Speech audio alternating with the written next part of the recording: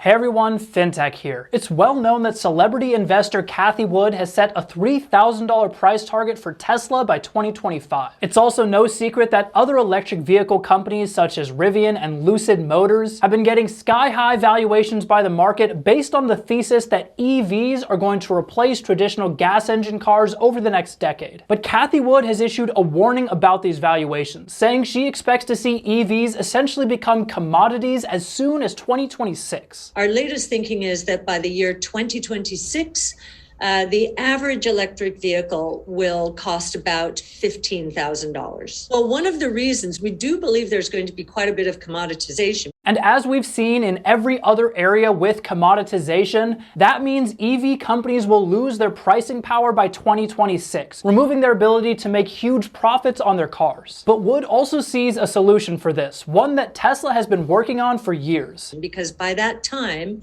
we believe that autonomous vehicles will be taking off. So in this video, we're going to be separating out the idea of Tesla's autonomous vehicles capabilities from their EV business, looking at what this tells us about their future potential, both of Tesla as well as other EV manufacturers such as Rivian and Lucid, and even Ford and GM. Lastly, we'll look at how this alternative framework for viewing Tesla can help us predict its future valuation and that of other EV manufacturers. And spoiler, things don't look great for anyone other than Tesla. So hit the like button if you want, and let's start by talking about Tesla and how they got to be in their current position. So Tesla is obviously well known as the largest EV manufacturer in the world, as their CEO Elon Musk has continuously pushed them toward their goal of accelerating the advent of sustainable transport by bringing compelling mass market electric cars to market as soon as possible. But in addition to creating a compelling electric car, Musk also wanted to create a great company, and with a background in computer science from his previous startup ventures, Musk infused the company from the beginning with a software-focused mindset. This led them to make unique at the time design decisions, including replacing traditional knobs in the car with a touchscreen and designing the entire car as a computer on wheels. This culture of innovation around car design also led them to invest in equipping their cars with the hardware needed for autonomous driving as far back as 2014. Now we need to pause there for a second, because while everyone knows about Tesla's self-driving autopilot feature, it's important to know how they built that feature to understand why they've been so successful up until now. Unlike with previous experiments in autopilot, including adaptive cruise control from the 1990s that let you slow down and speed up to match the car in front of you, Tesla decided to apply AI to the self-driving problem. Using sophisticated neural networks, Tesla could essentially feed in data of people driving, and through advanced pattern matching, the network could slowly learn to drive itself. The two key variables here for learning to self-drive would be the quality of the learning algorithm being applied and the amount of high-quality data the company can generate. And as the first mover in this space with 500,000 vehicles delivered in just 2020, they are now generating more data than any other EV manufacturer out there. And while it's relatively easy to copy someone's learning algorithm or even copy the hardware that makes up the car itself,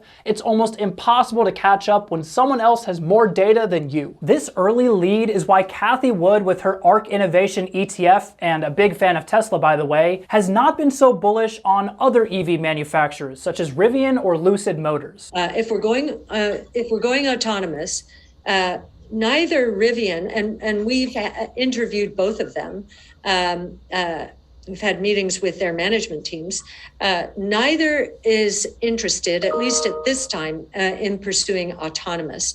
We think, therefore, that's a very narrow way of viewing transportation. So clearly, Cathie does not believe in those other EV makers are putting in nearly enough attention on AI. Now that being said, both Lucid Motors and Rivian do have some level of interest in self-driving. Lucid Motors showed off their semi-autonomous driving hardware features, which could enable adaptive cruise control, staying in the lane, and self-parking. And Rivian's Driver Plus offerings are fairly similar. But as I mentioned earlier, adaptive cruise control is a 1990s technology, and lane assist was invented in the early 2000s. There are people buying their cars today who were born after those technologies were already invented. So these two EV companies are not creating new autonomous driving features. They're simply using existing features that other companies have already designed and tested. And honestly, that's fine for an EV company. which is all that these companies really want to be. But that would also mean that they should be valued purely as a car company that happens to use electric motors.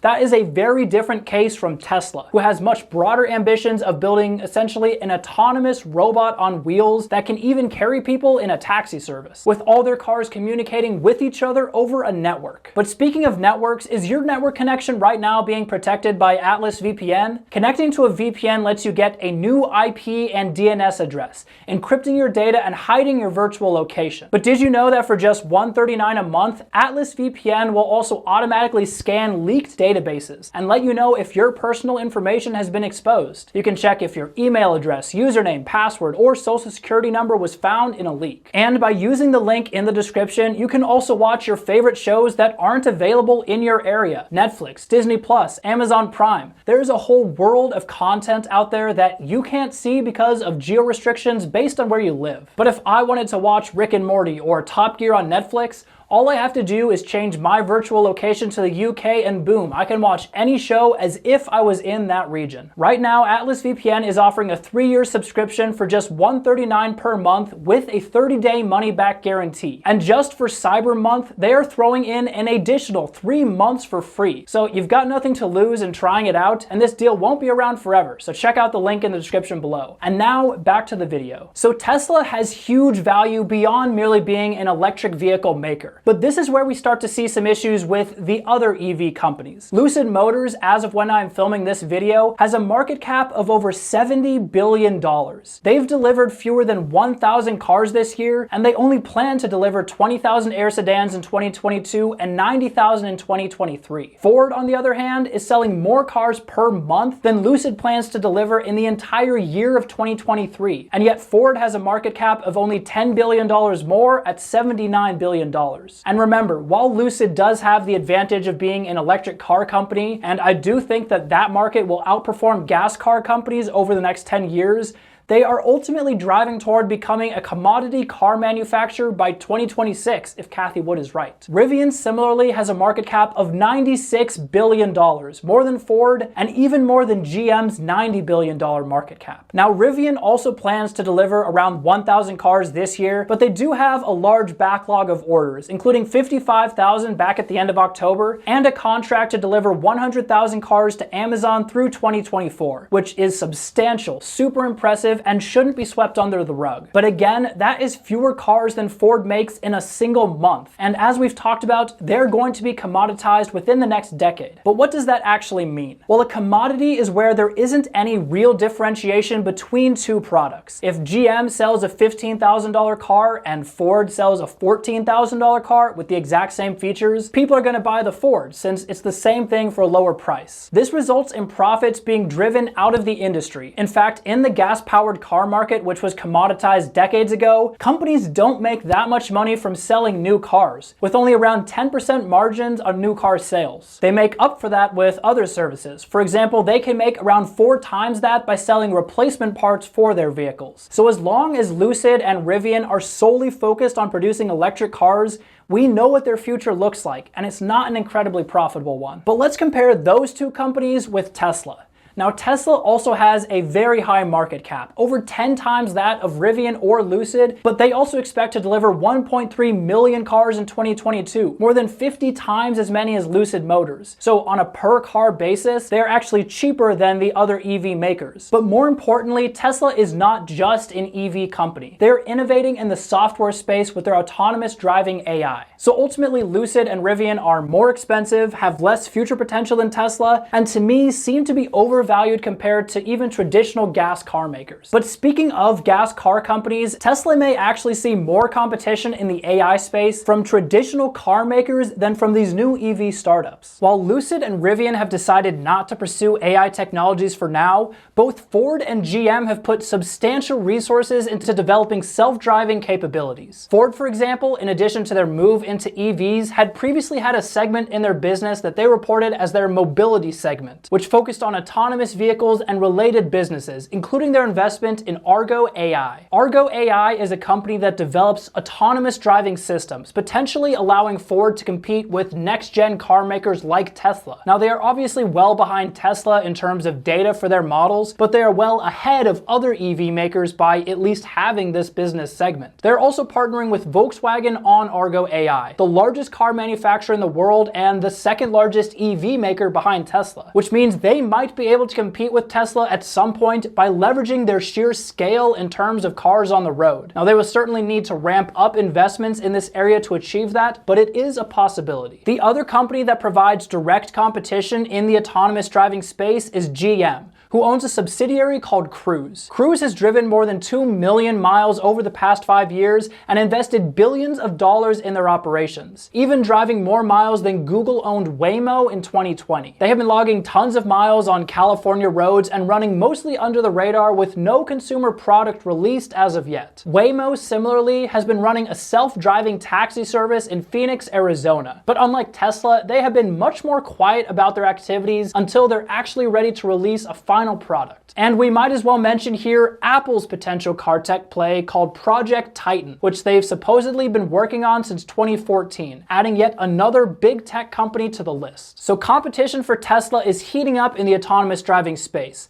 but they do have some advantages over these other competitors. The first is obviously their number of cars on the road. Because Tesla can gather data from a huge fan base of loyal customers, they don't need to run dedicated AI training like Cruise or Waymo. In fact, they are strongly focused on testing corner cases right now with their limited full self-driving by only releasing to certain customers who have a demonstrated history of safe driving. So while no company has successfully achieved consistently safe full self-driving, we at least know Tesla is making some serious progress. Tesla's other advantage is that they now produce their own AI chip for self-driving. Most other self-driving car companies are running NVIDIA chips to do the onboard AI processing work needed. But Tesla has had the foresight to start making their own chips. And similar to how Apple saw huge performance optimization and improvements from making their own M1 chip in their computers versus using a third party, Tesla is now able to optimize their chip for their specific vehicles and use cases. And we've seen this start to pay off already. While other manufacturers have been impacted by the silicone shortage affecting chip makers, Tesla was actually able to design around the shortages to make sure they did not run into a bottleneck with chips. This also just gives the company one more differentiator in their arsenal, one more ingredient in their secret sauce that could give them a long-term advantage over their competitors. But okay, Tesla is more than an EV company, but what does that mean for their future potential stock price? Well, Tesla's focus on autonomous driving gives them multiple markets that they can disrupt. First, there's the regular car and EV markets. Right now, Tesla controls around 20% of the global EV market and 60% of the market in the US. As we see more competitors start to enter this space, one differentiator will be the quality of Tesla's autonomous driving. If I personally had a choice between buying a $30,000 car that can drive itself or a $30,000 car that only has lane assist and self-parking, well, it's pretty easy for me to pick the one with self-driving. And as that market becomes more commoditized, any differentiator like this will have its impact magnified, hopefully helping Tesla maintain EV market share as it slowly overtakes the gas-powered market. Cathie Wood had a prediction for this area. What market share of the electric vehicle market do we believe Tesla will achieve? What we are beginning to believe, especially if Tesla is the first to be successful in autonomous in the United States, we believe that it could take 20 to 25% share of the total auto market in 5 years. Now that's by 2026. Those numbers we're going to be publishing in our Big Ideas report in January. That's a lot of cars, but not enough by itself to justify a $3 trillion market cap. The next area this technology helps in is Tesla's fleet of robo-taxis. Tesla will build a network of robo-taxis that can operate much more cheaply than any traditional taxi using autonomous driving technology. If this happens, the optimizations you will be able to include by removing the driver and basically having a robot on wheels will make it much cheaper than any traditional taxi service, especially in dense urban areas.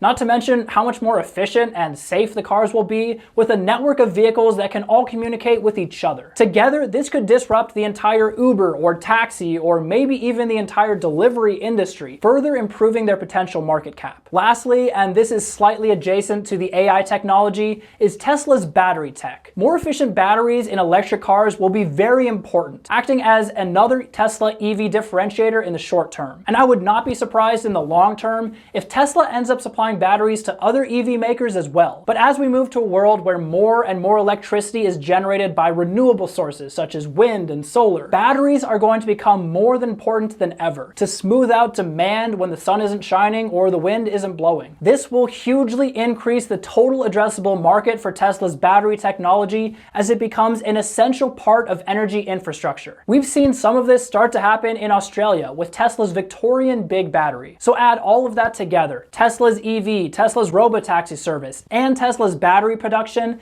and that is how Cathie Wood arrives at a future price target for Tesla of $3,000 per share by 2025. But before we all start celebrating that Tesla is going to go to the moon, let's also talk about some risks here. See, Cathie Wood is not 100% sure that we'll see Tesla at $3,000 per share. Like with all investments, especially long-term ones, there's also risk to factor in. We have a 50% probability of success on autonomous. That's probably the biggest variable, I would say, or the most important variable to get it to scale to 3,000. So what am I personally doing with Tesla's stock? Well, I agree with Cathie. To me, the real value in Tesla centers on whether or not they can achieve autonomous driving substantially sooner than competitors such as GM's Cruise or Google's Waymo. And I also agree it's kind of a 50-50 shot at this point. Outside of Tesla achieving that, everything else that the company is doing, EVs, batteries, chips, those seem like they're already baked into the company's $1 trillion market cap. So at this point, I am not willing to bet on the 50-50 shot that Tesla will ultimately win out on autonomous vehicles enough before their competition to make a difference. I think it could absolutely happen, and it probably will, but there are just other companies I have higher confidence in over the next 5 years. To add to that, I think that both Rivian and Lucid Motors are overvalued at their current market cap, at least until they announce some sort of full self-driving ambitions, so I won't be touching either of those stocks. And as far as Ford and GM, they face a lot of risk that I don't think their shareholders are fully pricing in from EV disruption. But I like how company leadership, at least, is making moves to mitigate the damage they will see over the next 10 years. I don't currently own either of those two companies, but as things become more clear with their AI capabilities, I might invest at some point in the future if the value drops enough. But let me know if you agree or disagree on the value of the EV market versus autonomous driving. Don't forget to like and subscribe, and I'll see you next time.